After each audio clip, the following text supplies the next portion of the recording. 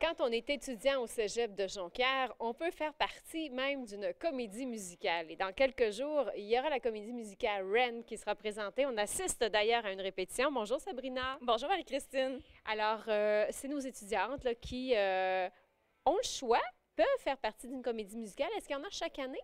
En fait, oui, depuis maintenant 5 ans, il y a une comédie musicale qui est présentée au Cégep de Jonquière et c'est un petit peu ce qui est intéressant de la vie socioculturelle au Cégep de Jonquière. C'est très dynamique et ce sont les étudiants qui proposent leurs idées. Donc, la comédie musicale est née il y a 5 ans d'initiative des étudiants et maintenant, chaque année, c'est vraiment un produit, une activité. Exactement, c'est récurrent. Donc, cette année, c'est la comédie musicale Ren qui est présentée. Alors, on assiste à la répétition. Le spectacle a lieu quand, où et comment on fait pour y assister, Sabrina? En fait, le spectacle a lieu samedi, le 15 février. C'est à 20h à la salle François Brassard du Cégep de Jonquière. On peut se procurer des billets au magasin scolaire L'Encrier du Cégep de Jonquière ou encore sur la page Facebook Comédie musicale du Cégep de Jonquière. Tous les renseignements sont là. Et il faut savoir que c'est vraiment un spectacle avec un calibre intéressant, là. Nos étudiants pratiquent depuis l'automne et c'est eux qui participent à toutes les étapes.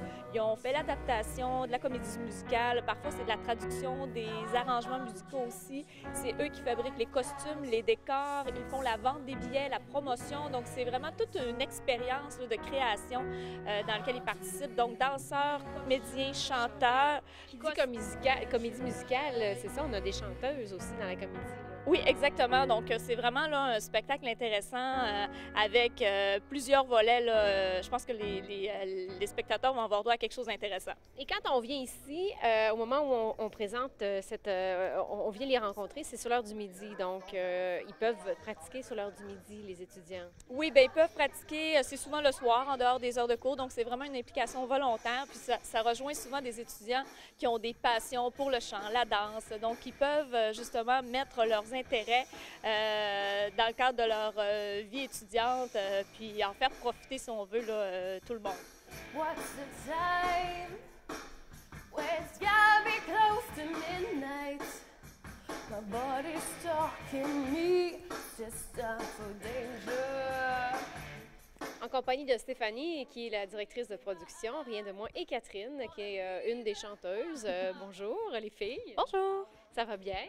Oui. Catherine, tu chantes bien. Merci. Est-ce que c'est une passion pour toi, le chant? Oui, particulièrement le chant. Moi, je chante depuis que j'ai 5 ans, plus jeune que ça, en fait. Ah oui?